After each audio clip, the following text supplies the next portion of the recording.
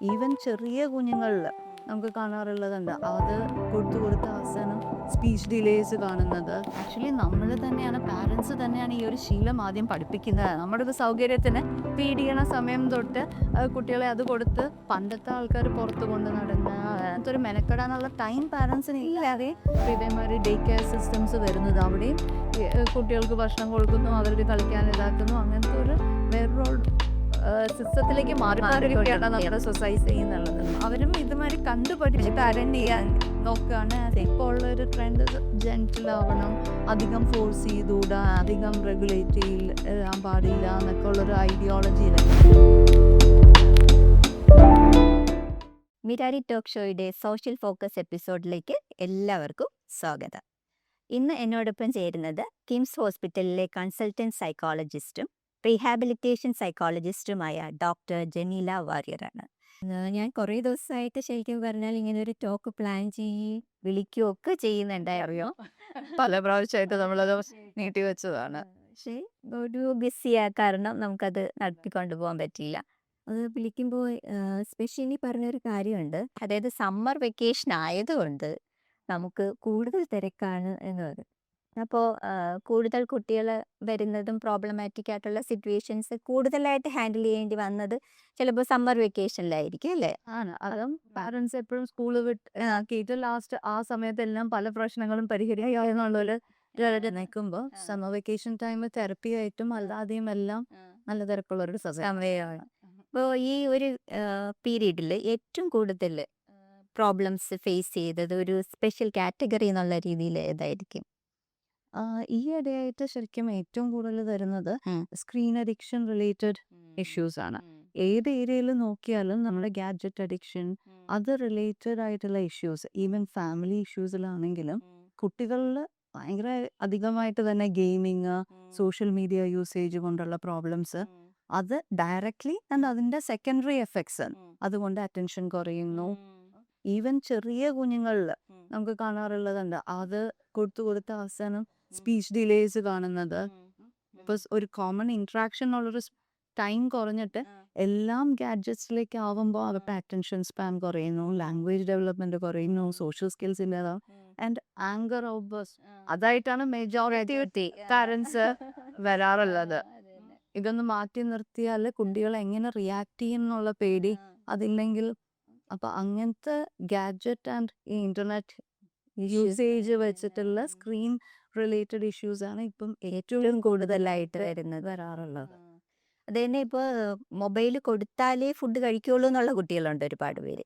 അതുപോലെ തന്നെ മൊബൈൽ മാറ്റിക്കഴിഞ്ഞാൽ ശരിക്കും പറഞ്ഞാൽ ഭയങ്കരമായിട്ട് അഗ്രസീവായിട്ട് ബിഹേവ് ചെയ്യുന്നവരുണ്ട്. ചില കുട്ടികൾ ഭയങ്കര സൈലൻ്റ് ആകുന്നതാണ്. പക്ഷെ ശരിക്കും പറഞ്ഞാൽ പാരൻസിന് ഒരു വലിയ കൺസേൺ ആണ് ഇത് എങ്ങനെയാണ് ഇതിനെ റെക്ടിഫൈ ചെയ്യുക എന്നുള്ളത്. എന്താണ് ശരിക്കും പറഞ്ഞാൽ ഈ മൊബൈലും ബാക്കിയുള്ള സോഷ്യൽ മീഡിയ ആണെങ്കിലും എല്ലാം ഒന്ന് ബ്ലോക്ക് ചെയ്ത് വെക്കുന്നതാണോ അതിനുള്ള സൊല്യൂഷൻ, അതോ അതിന് വേറെ എന്തെങ്കിലും സൊല്യൂഷൻ ഉണ്ടോ പറയാം? അതിനകത്ത് ആക്ച്വലി നമ്മൾ തന്നെയാണ്, പാരൻസ് തന്നെയാണ് ഈ ഒരു ശീലം ആദ്യം പഠിപ്പിക്കുന്നത്. നമ്മുടെ ഒരു സൗകര്യത്തിന് ഫീഡ് ചെയ്യണ സമയം തൊട്ട് കുട്ടികളെ അത് കൊടുത്ത് പണ്ടത്തെ ആൾക്കാർ പുറത്ത് കൊണ്ട് നടന്ന് അങ്ങനത്തെ ഒരു മെനക്കെടാനുള്ള ടൈം പാരൻസിന് ഇല്ലാതെ.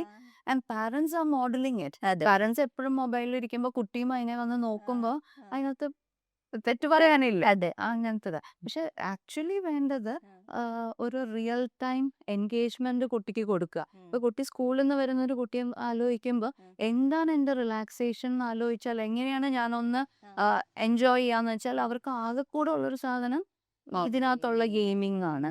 ഇപ്പൊ പണ്ടത്തെ മാതിരി പുറത്ത് പോയി കളിക്കാനുള്ള അവസരം ഇല്ല. അപ്പൊ സ്കൂളിൽ നിന്ന് വന്നു കുറച്ചു നേരം ട്യൂഷൻ്റെ ഇടയ്ക്കുള്ളൊരു സമയം എന്ന് വെച്ചാൽ നേരെ ഗെയിമിംഗ് ഓർ മൊബൈലിലേക്ക് ഒരവസ്ഥയുണ്ട്. അല്ലെങ്കിൽ വീട്ടിൽ വരുമ്പോ അവരുടെ അടുത്ത് വർത്താനം പറയാനോ ഇന്ററാക്ട് ചെയ്യാനോ ഉള്ളൊരു ആളും ഉണ്ടാവില്ല. അപ്പൊ അവർക്കൊന്ന് റിലാക്സ് ചെയ്യാൻ എന്റർടൈൻമെന്റ് എന്ന് പറഞ്ഞാൽ ഇതല്ലാതെ വേറൊരു എന്റർടൈൻമെന്റ് ഇല്ല എന്നുള്ളൊരു സാഹചര്യവും വന്നിട്ടുണ്ട്. ആ ഒരു എന്റർടൈൻമെന്റ് അല്ലെങ്കിൽ ഒരു പാരന്റൽ ഇന്ററാക്ഷൻ കൂട്ടുക എന്നുള്ളത് ഏറ്റവും അത്യാവശ്യമുള്ളതായിട്ടുള്ള കാര്യം. അവർക്ക് അതേമാതിരി തന്നെ എക്സൈറ്റ്മെന്റ് ആയിട്ടുള്ള കാര്യങ്ങൾ ചെയ്യുക. ഇപ്പോൾ ഉള്ള പാരന്റ്സ് ചെയ്യുന്ന, നിനക്ക് എന്താ വെറുതെ പോയിരുന്ന എന്തെങ്കിലും ചെയ്തുകൂടെ, അല്ലെങ്കിൽ പഠിച്ചുകൂടെ ആ സമയം, പക്ഷെ മൊബൈൽ കാണാത്ത അല്ലെങ്കിൽ വേറെ എന്തൊക്കെ കാര്യം ചെയ്യാം. പക്ഷെ അതിനും ഇപ്പോൾ ഒരു ലിമിറ്റേഷൻ. അവർക്ക് അത്രയും ഇൻട്രസ്റ്റ് ലെവലുള്ള സാധനം കൊടുത്താലേ പറ്റുള്ളൂ. അവർക്ക് ഇപ്പം ഇത് കണ്ട് നമ്മുടെ ഒരു dopamine level is always high ആയിട്ട് നിന്നില്ലെങ്കിൽ പറ്റാത്തൊരു ലെവലായി. അല്ലെങ്കിൽ കുറച്ച് ബോർഡം പോലും മാനേജ് ചെയ്യാൻ പറ്റുന്നില്ല, പറ്റുന്നില്ല. ബോറടിക്കുന്നു എന്ന് പറയും. ബോറടിക്കുന്നു. പണ്ട് ബോറടി ഉണ്ടായിരുന്നപ്പോൾ ഇറ്റ് വാസ് ഡയറക്റ്റഡ് ടു നല്ലൊരു എന്തെങ്കിലും ആക്ടിവിറ്റീസ് ക്രിയേറ്റീവ് ആയിട്ട് എന്തെങ്കിലും ചെയ്യുക. ഇപ്പൊ അതിനെക്കാട്ടിലും എളുപ്പം ഇത് ഏറ്റവും ഈസിലി ആക്സസിബിൾ ആണ് അല്ലെ? ഏറ്റവും ഈസി ആക്സസിബിൾ ആണ്. വേറൊരു ഓൾട്ടർനേറ്റീവ് കുട്ടി നോക്കുന്നില്ല, ബോർഡം മാനേജ് ചെയ്യാൻ പറ്റുന്നില്ല. ഇപ്പൊ എനിക്ക് തന്നെ അവിടെ ക്ലിനിക്കിൽ വരുമ്പോ കുട്ടികളൊന്ന് ഇരിക്കുമ്പോ പുറത്തിരിക്കണമെങ്കിൽ അപ്പൊ ചോദിക്കും താ മൊബൈല്, അല്ലെങ്കിൽ ഇരിക്കാൻ പറ്റില്ല ഒരു ബുക്ക് വായിച്ചോ അങ്ങനത്തെ. ഈവൻ നമ്മളും അങ്ങനെ ഉണ്ടല്ലേ, ഒന്ന് വെറുതെ ഇരുന്ന അപ്പൊ അത് സ്ക്രോൾ ചെയ്യാനാണ് എടുക്കുന്നത്. സോഷ്യൽ മീഡിയ കംപ്ലീറ്റ് ആയിട്ട് നമ്മൾ ബ്ലോക്ക് ചെയ്യണ്ട, ഘട്ടം ഘട്ടമായിട്ട് നമ്മൾ അതിനെ അല്ലേ റെഗുലേറ്റ് ചെയ്ത് കൊണ്ടുവരിക എന്നുള്ളതാണ് ഇത് കൊണ്ടുവരാൻ പറ്റുക.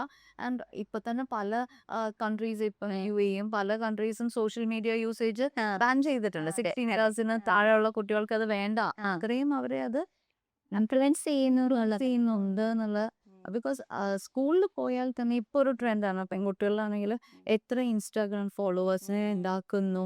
സോ അവർക്ക് വേറൊരു ഹെൽത്തി കോൺവെർസേഷൻ സ്കൂളിൽ പോയാലും ഇല്ലാതാവുന്നില്ല. എല്ലാം ഇത് റിലേറ്റഡ് ആയിട്ടുള്ള conversations. And social media is influencing ഈ അഡോളസെന്റ് ഏജിനെ വളരെയധികം ഇൻഫ്ലുവൻസ് ചെയ്യുന്നുണ്ട്. അത് എല്ലാ ആസ്പെക്റ്റിനെയും അത് ഭയങ്കരമായി അധികം ഇൻഫ്ലുവൻസ് ചെയ്യുന്നുണ്ട്.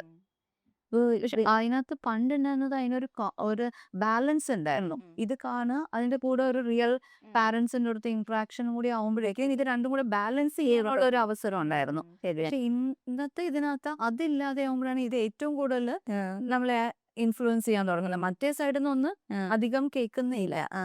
അതും കൂടി ഉണ്ടായിരുന്നെങ്കിൽ പിന്നെയും ഇന്നത്തെ കാലത്ത് നമുക്കത് ടോട്ടലി വേണ്ടാന്ന് വെക്കാൻ പറ്റില്ല. അല്ലെ, ഇപ്പൊ പലപ്പോഴും പഠിക്കുന്നത് എല്ലാം ഉണ്ട്. Parents are also helpless. ഇത് വേണ്ട, കൊടുക്കാതിരുന്നാല് ട്യൂഷൻ ഇതിനകത്താണ്, ക്ലാസ് എല്ലാം. നമ്മൾ കോവിഡ് കഴിഞ്ഞപ്പോൾ എല്ലാ ഓൺലൈൻ ക്ലാസ്സസും എല്ലാം ഇതാവുന്നുണ്ട്. പക്ഷെ കുട്ടികൾ അതിനകത്തുനിന്ന് മാറി ഡീവിയേറ്റ് ചെയ്ത് വേണ്ടാത്തതിനകത്തേക്ക് പോകുന്നു. ഒരു ഏജ് അനുസരിച്ച് വേണം നമ്മൾ ഒരു സ്ക്രീൻ ടൈം മാനേജ് ചെയ്യാൻ എന്നുള്ളത്.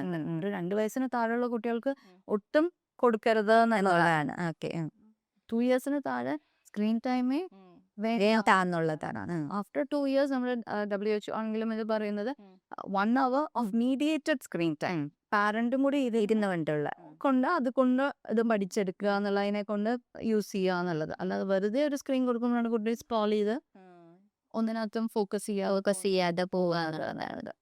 ഇതിൽ ഇപ്പൊ സോഷ്യൽ മീഡിയയെ കുറിച്ച് പറയുമ്പോൾ തന്നെ കുറേ കാര്യങ്ങൾ കുട്ടികൾക്ക് വേണ്ടതുമുണ്ട് വേണ്ടാത്തതുമുണ്ട്.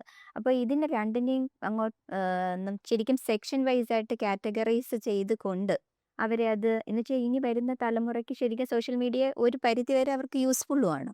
അപ്പോൾ ചില ആൾക്കാർ പറയും അവരെ അങ്ങനെ കംപ്ലീറ്റ്ലി നമ്മൾ ബ്ലോക്ക് ചെയ്യുന്നത് ശരിക്കും നാളെ അവർ പുറത്തിറങ്ങി ഒരു ഓപ്പൺ സ്പേസിൽ പോകുമ്പോഴത്തേക്ക് അവർക്ക് ഒരു എക്സ്പോഷർ കിട്ടുന്ന ടൈമിൽ അവർക്ക് ഇതൊന്ന് യൂസ് ചെയ്യാൻ അറിഞ്ഞൂടാന്ന് പറഞ്ഞാൽ തന്നെ മോശമാകുന്ന ഒരു സാഹചര്യമുണ്ട്. അപ്പോൾ കംപ്ലീറ്റ്ലി ബ്ലോക്ക് ചെയ്യാതെ റെഗുലേറ്റ് ചെയ്യാനുള്ളത് റെഗുലേറ്റ് ചെയ്ത്. പക്ഷെ സോഷ്യൽ മീഡിയ യൂസേജ് എത്ര പ്രായത്തിൽ കൊടുക്കാവുന്നതാണ്. 7, 8, 10 വയസ്സുള്ള കുട്ടികളല്ലേ അതിനകത്ത് ഇതാക്കുന്നത്. അതേ ഡോണ്ട് ഡിഫറൻഷിയേറ്റ് എന്താണ് വേണ്ടത് എന്നുള്ളതിനകത്ത് ഒരു ഡിസ്ക്രിമിനേറ്റ് ആ തിങ്കിങ്, ലോജിക്കൽ തിങ്കിങ് ആകുമ്പോൾ ബ്ലൈൻഡ്ലി ഫോളോയിങ് വരുന്നത് പോവും എന്നുള്ളൊരു പാർട്ടും ഉണ്ട്. ഇപ്പോൾ ജമീല പറഞ്ഞതുപോലെ നമ്മുടെ പാരൻസ് ആണെങ്കിലും അവൈലബിൾ അല്ല. ഇപ്പം ഞാൻ തന്നെ ശ്രദ്ധിച്ചിട്ടുണ്ട്, പേഴ്സണലി എൻ്റെ ഒരു ഒപ്പീനിയനാണ്. പണ്ട് നമുക്ക് ജോയിൻറ്റ് ഫാമിലി ആയിരിക്കുമ്പോൾ ഒരു വീട്ടിൽ ഒരു കുട്ടിയുടെ ക്യാരക്ടർ ഫോർമേഷനും വളർച്ചയ്ക്കുമൊക്കെ അതിനകത്ത് ഒരു ഗ്രൂപ്പ് ഓഫ് പീപ്പിൾ ഉണ്ടായിരുന്നു അല്ലേ. അപ്പൂപ്പൻ, അമ്മുമ്മ, മാമന്മാർ, മാമിമാർ, സിബ്ലിങ്സ് തന്നെ, സ്വന്തം സിബ്ലിംഗ് തന്നെ വേണമെന്നില്ല, ഒരുപാടൊക്കെ ഉണ്ടാവും. അപ്പം അവരെല്ലാവരും ഈ കുട്ടിയുടെ ഓരോ ഡെവലപ്മെൻറ്റ്സ് നോട്ടീസ് ചെയ്യാനും ഹെൽപ്പ് ചെയ്യാനും അല്ലെങ്കിൽ തെറ്റപ്പ് ഗൈഡ് ചെയ്യാനും ഒക്കെ ഉണ്ടായിരുന്നു, എൻഗേജ് ചെയ്യാൻ ഒരുപാട് പേര്. പിന്നെ അത് ന്യൂക്ലിയർ ഫാമിലി ആയപ്പോഴും ചിലപ്പോൾ ഒരു ഗ്രാൻഡ് പാരന്റ് ഉണ്ടായാലായിരുന്നു. ഇപ്പൊ ശരിക്കും ഹസ്ബൻഡും വൈഫും മാത്രമായി. പിന്നെ ഇപ്പൊ ഹസ്ബൻഡും വൈഫിലും തന്നെ വൈഫും കൂടി ജോബിന് പോകേണ്ടതായിട്ട് വരുന്നു. ഇപ്പൊ ഞാൻ ഒരു ഇൻസ്റ്റൻസ് പറയാണ്. എൻ്റെ ഒരു ഫ്രണ്ടാണ്, ബാങ്ക് മാനേജറാണ് പുള്ളിക്കാരത്തി. അപ്പോൾ ഒരു ദിവസം എന്നോട് ചോദിക്കുകയാണ്, ഞാൻ ടീച്ചറായിട്ടൊക്കെ വർക്ക് ചെയ്തുകൊണ്ടായിരിക്കാം. പുള്ളിക്കാരത്തി എന്നോട് നല്ലൊരു ഡേ കെയർ ഉണ്ടോ എന്ന് ചോദിക്കുന്നു. അപ്പോൾ ഞാൻ ചോദിച്ചു, ട്വിൻസ് കുട്ടികളാണ്, ഒരു 1.5 years ആയിട്ടുള്ളൂ, ഇത്ര കുട്ടികളുടെ ഡേ കെയറിൽ വിടണോ എന്ന് ചോദിക്കുക. അപ്പോഴാണ് ആ കുട്ടി പറയുന്നത്, എൻ്റെ വീട്ടിൽ ഹോം നേഴ്സാണ് കുട്ടികളെ നോക്കുന്നത്, മെയ്ഡിൻ്റെ ലാംഗ്വേജ് ആണ് കുട്ടികൾ ഫോളോ ചെയ്യുന്നത്. ഈ കുട്ടി മാനേജർ ആയത് കാരണം 8 o'clock ആവും വീടെത്താനായിട്ട്. ഇതിനൊക്കെ എന്തെങ്കിലും സൊല്യൂഷൻ ഉണ്ടോ?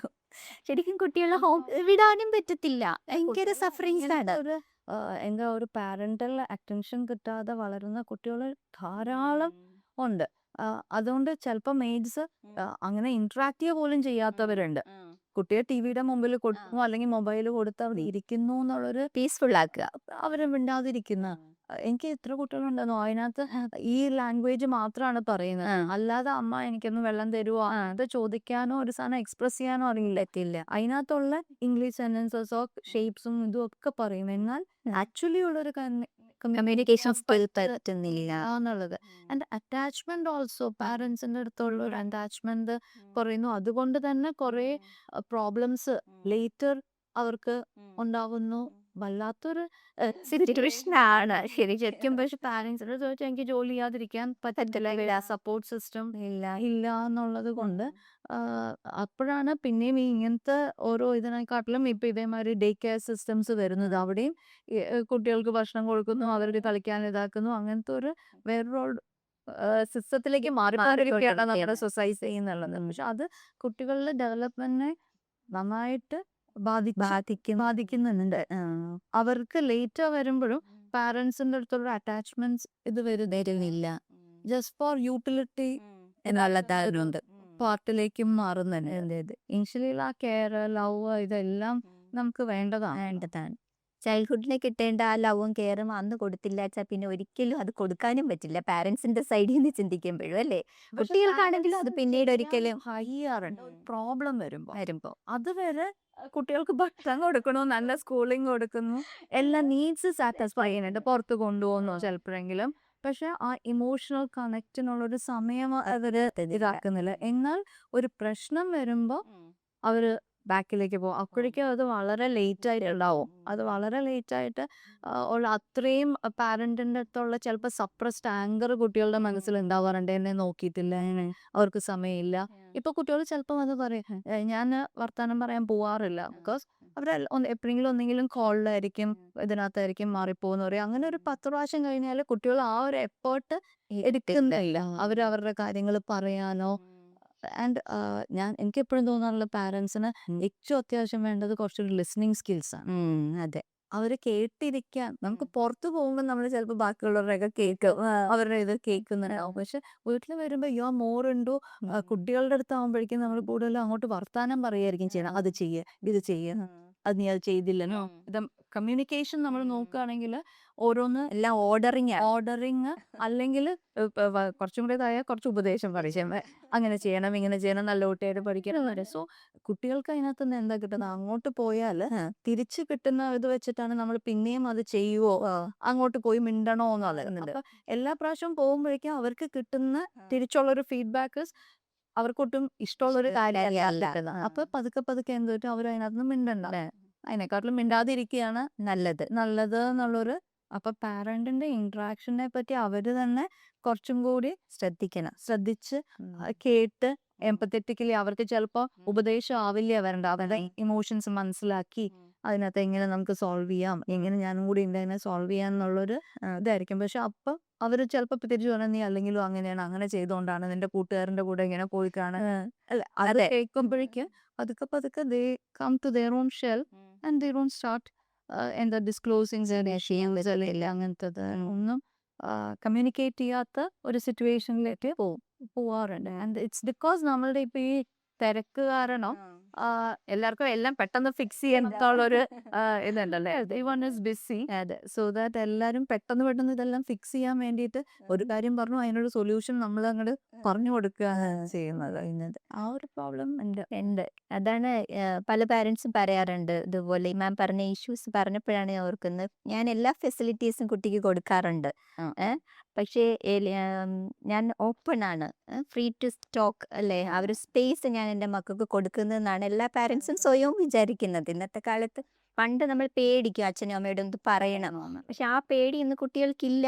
ഞങ്ങൾ വളരെ ഓപ്പൺ ആണെന്നാണ് ഓരോ പാരന്റും വാദിക്കുന്നത്. അതേസമയം പല കുട്ടികളിലും അവരുടെ മിക്ക പ്രോബ്ലംസും ഓപ്പൺ അപ്പ് ആകുന്നുമില്ല. അത് മേ ബി മാം പറഞ്ഞ പോലെ അല്ലേ? ആണ്. ഇപ്പോള്ള നേരത്തെ ശനി പറഞ്ഞ മാതിരി നമുക്ക് പണ്ട് ഗ്രാൻഡ് പാരൻസ് ഒക്കെ കുറച്ചും കൂടി ഒരു സപ്പോർട്ട് സിസ്റ്റം ഉണ്ടായിരുന്നു. അവർക്കങ്ങനെ ഇപ്പോഴുള്ള അങ്ങനത്തെ ഒരു സാധനം ഇല്ലാത്ത ഇപ്പോഴത്തെ ഈ ജെൻസി പാരൻസ് ആണെങ്കിലും അതിന്റെ മുകളിലെ പാരൻസ് ആണെങ്കിൽ they are also looking for എന്താ നമ്മൾ ഇതേമാതിരി സോഷ്യൽ മീഡിയന്നോ അങ്ങനത്തെ അല്ലെങ്കിൽ ഇന്റർനെറ്റിൽ നിന്നുള്ള വിവരം വെച്ചാണ് പാരന്റ് ചെയ്യാൻ നോക്കുന്നത്. അപ്പൊ ഇപ്പോൾ ഉള്ള ഒരു ട്രെൻഡാണ് പെർഫെക്റ്റ് പാരന്റിങ്, ജെന്റിൽ പാരന്റിങ്. അതെ അല്ലെ? അപ്പൊ ടേംസ് ആയി. അവര് അതിനെ ഇങ്ങനെ ഇംപ്ലിമെന്റ് ചെയ്യുക, അതിനെപ്പറ്റി വായിക്കുകയായിരിക്കും കൂടുതൽ ചെയ്യുന്നത്. പക്ഷെ എക്സിക്യൂട്ട് ചെയ്ത് വരുമ്പോൾ അതിനകത്തൊരു കൺസിസ്റ്റൻസി ചിലപ്പം എന്തായാലും ചിലപ്പോ ഒക്കെ അങ്ങനെ ബിഹേവ് ചെയ്യും, ചിലപ്പോ വരുമ്പോ വേറെ മാതിരി ആയിരിക്കും. അവർക്ക് തന്നെ ഒരു റോൾ മോഡൽ ഇല്ല. അവരുടെ ഒരു കൺസിസ്റ്റൻസി ഇല്ലായ്മ അവരും ഇതുമാതിരി കണ്ടുപഠിച്ച് പാരന്റ് ചെയ്യാൻ നോക്കുകയാണ്. ഇപ്പോൾ ഉള്ള ഒരു ട്രെൻഡ് ജെന്റിൽ ആവണം, അധികം ഫോഴ്സ് ചെയ്തുകൂടാ, അധികം റെഗുലേറ്റ് ചെയ്യാൻ പാടില്ല എന്നൊക്കെ ഉള്ളൊരു ഐഡിയോളജിയില്. എന്നാൽ ചിലപ്പോൾ ഒരു പ്രോബ്ലം വരുമ്പോൾ യൂഷ്വൽ റെസ്പോൺസസും വരും. അപ്പൊ രണ്ട് എക്സ്ട്രീം ഒരു ബിഹേവിയർ ചിലപ്പോൾ പാരന്റിന്റെ സൈഡിൽ നിന്ന് കുട്ടികൾക്ക് ഉണ്ടാവാറുണ്ട്. That it self creates A confusion. ഇപ്പൊ എങ്ങനെയാ റിയാക്ട് ചെയ്യാൻ പോകുന്നത് എന്നുള്ളൊരു ഡൗട്ട് കുട്ടികൾക്ക് ചിലപ്പം വരാറുണ്ട്. പാരന്റ്സിന്റെ സൈഡിൽ നിന്ന് ഒരു അൺപ്രഡിക്റ്റബിൾ ആയിട്ടുള്ള ഒരു ഇമോഷൻസ് ഔട്ട് ബേസ്റ്റ് ഉണ്ടാകുമോ എന്ന് പേടിക്കുന്നുണ്ട് കുട്ടികൾ. ചിലപ്പം കുഴപ്പമില്ല, ഓവർ ഇതായിട്ടും ഒക്കെ ഇതാക്കും. എല്ലാ ഇമോഷൻസും പാരന്റ്സ് അല്ലേ എക്സ്പ്രസ് ചെയ്യാറുണ്ട് എന്നുള്ളതാണ്. പക്ഷെ കുട്ടികളുടെ ഡൗട്ട്ഫുൾ ആണ്, അവർക്ക് വേണ്ട ഇമോഷൻ ആണോ ആ ടൈമിൽ പാരന്റ്സ് കൊടുക്കുന്നത് എന്നുള്ളത്. ആ ഒരു പേടി കൊണ്ട് തന്നെ ചിലപ്പം ബാക്ക്വേർഡ് ആകുന്നു എന്നുള്ളത്. ഇപ്പോൾ ഇത് ഡിസ്കസ് ചെയ്യുമ്പോഴാണ് നമ്മളിപ്പോൾ പറയുന്നുണ്ട് പാരൻസിന് ടൈം കൊടുക്കണം, ഇതുപോലെ പാരൻസ് അൺപ്രഡിക്റ്റബിൾ ആയിട്ട് ബിഹേവ് ചെയ്യുന്നു, ഇതൊക്കെ സത്യം തന്നെയാണ്. പക്ഷേ പാരൻസിൻ്റെ സൈഡിൽ നിന്ന് ചിന്തിക്കുമ്പോൾ അവരും ഈ പറഞ്ഞ പോലെ 10 to 8 വർക്ക് ചെയ്യുന്നവരുണ്ട് അല്ലേ, 8 to 6 വർക്ക് ചെയ്യുന്നവരുണ്ട്. അവരുടെ വർക്ക് സ്കെഡ്യൂളും വർക്ക് മാനേജ്മെന്റും പ്രത്യേകിച്ചും മദറാകുമ്പോൾ വീട്ടിലെ കാര്യങ്ങളും നോക്കണം, മൾട്ടി ടാസ്കിങ് ആണ്. അപ്പോൾ അമ്മയ്ക്കും അതിൻ്റെതായ ഇമോഷൻസ്, അമ്മയാണ് സാധാരണ കൂടുതൽ കുട്ടികൾ ടേക്ക് കെയർ ചെയ്തുകൊണ്ടിരുന്നത്. ഇപ്പോൾ അമ്മമാർക്ക് അതിനുള്ള സ്പേസ് ഇല്ല, ടൈം കിട്ടുന്നില്ല, അവരുടെ ഇമോഷണൽ ഔട്ട് ബേസ്റ്റും ചിലപ്പോൾ പിള്ളേരോടായിരിക്കും തീർക്കുന്നത്. ഇതൊന്നുമല്ല, ഈ പറഞ്ഞ പോലെ നമ്മുടെ ആ ഒരു ടൈം സ്കെഡ്യൂൾ ഉണ്ടല്ലോ, കുട്ടികൾ when coming to the school time നമ്മൾ നോക്കുമ്പോൾ ഞാൻ എപ്പോഴും വിചാരിക്കാറുണ്ട് അമേരിക്കയിലും മറ്റുള്ള സ്ഥലത്തും ഒക്കെ ഈ പറഞ്ഞ പോലെ പാർട്ട് ടൈം ആണ് പാരൻസിന് ജോലി. അപ്പോൾ ഇവിടെയും പാർട്ട് ടൈം കുട്ടികൾക്കാണെങ്കിൽ കുഴപ്പമില്ല. ഇപ്പം സ്കൂൾ ടൈം നോക്കിക്കേ, ഇവിടെയാണെങ്കിൽ 7:30 സ്റ്റാർട്ട് ചെയ്ത് about 1:30 പിള്ളേർ ഇറങ്ങി. ഇവരെവിടെയൊക്കെയാണ് ഇറങ്ങുന്നത്? പോകുമ്പോൾ വീട്ടിൽ ചിലപ്പോൾ ഒരു ഹോം നേഴ്സേ ഉണ്ടാവുള്ളൂ. പിന്നെ പാരൻസ് വരുന്നതും വളരെ ലേറ്റ് ആയിട്ടാണ്. പിന്നെ അവർക്കും ഇതുപോലത്തുള്ള ഒരുപാട് ഫ്രസ്ട്രേഷൻസും ഇമോഷണൽ ഔട്ട് ബേസ്റ്റും കൊണ്ടായിരിക്കും അവർ ചിലപ്പോൾ വീട്ടിലേക്ക് വരിക. അപ്പോൾ ശരിക്കും ഇതിനൊക്കെ ഒരു സൊല്യൂഷനായിട്ട് എന്തെങ്കിലും സൈക്കോളജിസ്റ്റും ജമീലയ്ക്ക് പറയാനുണ്ട്? അതായത് നിങ്ങളുടെ ഞാനൊരു ഫ്രണ്ട്ലി മോഡിലാണ് ഞാൻ ചോദിക്കുന്നത്. ശരിക്കും ഇതിപ്പോൾ അവയർനെസ് എന്ന് പറഞ്ഞത് വരേണ്ട സമയം അതിക്രമിച്ചു കഴിഞ്ഞു എന്നാണ് പറയാനുള്ളത്. കാരണം കുട്ടികളെ ഗൈഡ് ചെയ്യാനും അവരോട് പീസ്ഫുള്ളായിട്ട് സംസാരിക്കാനുമുള്ള പാരൻസിൻ്റെ സ്പേസ് വേണമെന്ന് പറയുമ്പോൾ തന്നെ പാരൻസിന് അതിനുള്ള സിറ്റുവേഷൻസ് നമ്മളെ സൊസൈറ്റിയിൽ ഉണ്ടോയെന്നും കൂടി നമ്മൾ ചിന്തിക്കേണ്ടതായിട്ടുണ്ട്. അപ്പം അതിനുള്ള സിറ്റുവേഷൻസ് ഒരു സോഷ്യൽ ബീയിങ് എന്നുള്ള രീതിയിൽ നമുക്ക് എന്തെങ്കിലും മാറ്റം കൊണ്ടുവരാൻ പറ്റുമോ? ഒരു സിസ്റ്റമിക്കലി ഉണ്ടാവേണ്ട ചേഞ്ചസ് ആണ്. ഇപ്പൊ പണ്ട് ഒരു സ്കൂള് വിട്ട് വരുമ്പോൾ അമ്മ ഉണ്ടാവുക, കൂടെ ഉണ്ടാവുക, സപ്പോർട്ട് ചെയ്യാൻ. പക്ഷെ ഇപ്പോൾ ഉള്ള മറ്റേ സൈഡിലൊരു കോർപ്പറേറ്റ് ഒരു ഇതിനായത് അത് പലപ്പോഴും നടക്കാറില്ല എന്നുള്ളത്. അത് എഡ്യൂക്കേഷൻ സിസ്റ്റത്തിന്റെ ടൈം മാറ്റിയല്ലോ നമ്മൾ.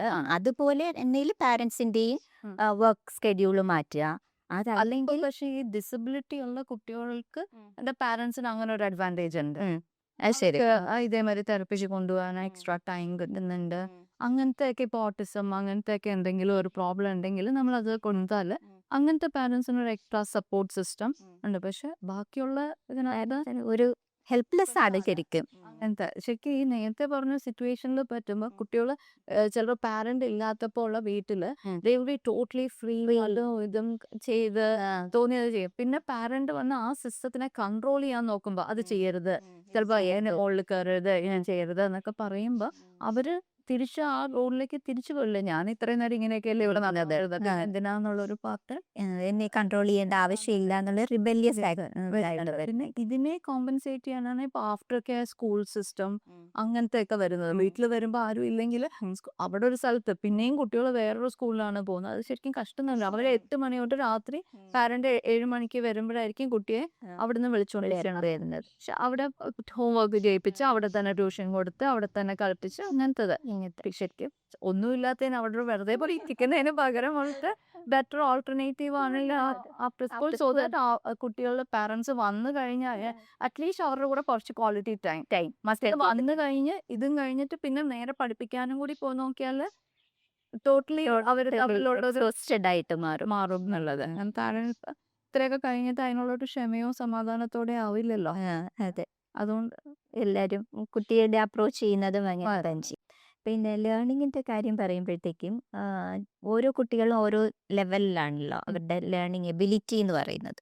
അപ്പോൾ ചില കുട്ടികൾ ഭയങ്കര സ്മാർട്ടായിരിക്കും. ഒരു അമ്മ പറഞ്ഞ് ഞാൻ കേട്ടാണ്, സ്മാർട്ടാണ്, നല്ല മിടുക്കനാണ്.